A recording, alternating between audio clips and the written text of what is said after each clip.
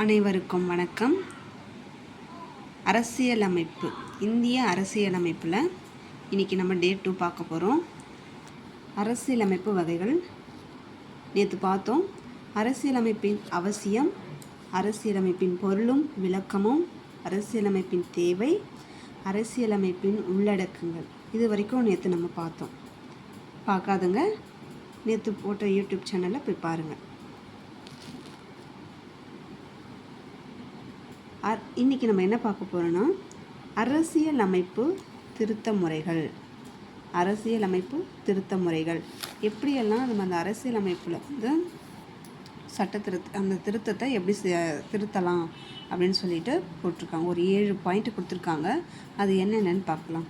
அரசியலமைப்பு திருத்தம் செய்யும் முறைகள் சில சுட்டி காட்டப்பட்டுள்ளன. அரசியலமைப்பு திருத்தம் செய்யும் சில முறைகளை வந்து நமக்கு சுட்டி காட்டியிருக்காங்க. அது என்னென்ன அப்படின்னா, எழுதப்பட்ட அரசியலமைப்பு ஒரு சில விதிமுறைகளை பின்பற்றுதல் வேண்டும். எழுதப்பட்ட அரசியலமைப்பை நம்ம திருத்தம் செய்யணும் அப்படின்னா ஒரு சில விதிமுறைகளை நம்ம பின்பற்றணும் அப்படின்னு சொல்கிறாங்க. இவைகள் எழுதப்பட்ட அரசியலமைப்பிற்கு மிக அவசியம் என கருதப்படுகின்றன. இந்த விதிமுறைகளை பின்பற்றி தான் நம்ம செய்யணும். இது வந்து கண்டிப்பாக ஒரு அவசியம், மிக அவசியம் அப்படின்னு சொல்கிறாங்க. 2வது பாயிண்ட்டு, அரசியலமைப்பின் புனித தன்மைக்கு உத்தரவாதம் அளிக்கின்றது. இப்போ நம்ம ஒரு அரசியலமைப்பு திருத்தம் செய்கிறோம் அப்படின்னா அதில் வந்து அந்த அரசியலமைப்பின் புனிதத்தன்மையும், மேலும் ஒரு தனிநபர் சுதந்திரத்திற்கும் அரசியலமைப்பு சார்ந்தவைகளுக்கும் உத்தரவாதம் அளிப்பது சிறப்பிற்குரியதே.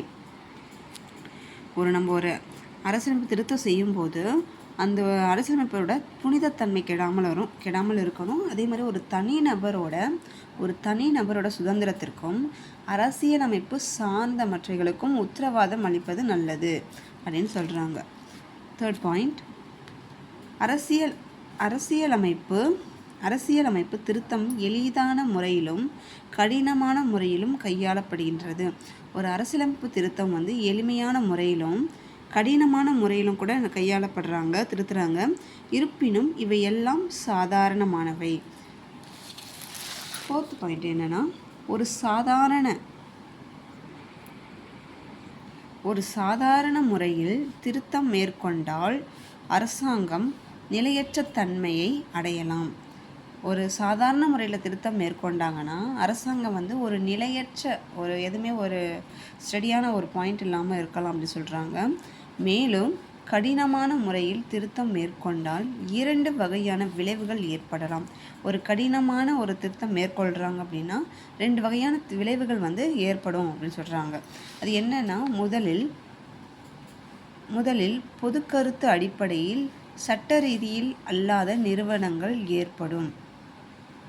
முதல்ல வந்து பொது கருத்து எப்படின்னா, கடினமான முறையில் வந்து திருத்தம் மேற்கொண்டால் ஃபஸ்ட் பாயிண்ட் எதுனா, பொது கருத்து அடிப்படையில் சட்ட ரீதியில் அல்லாத நிறுவனங்கள் ஏற்படும் அப்படின்னு சொல்கிறாங்க. இரண்டாவதாக இது போன்ற நிறுவனங்கள் உருவாக இடம் தராவிட்டால் கலகம் அல்லது புரட்சி ஏற்பட வாய்ப்பு உண்டாகலாம்.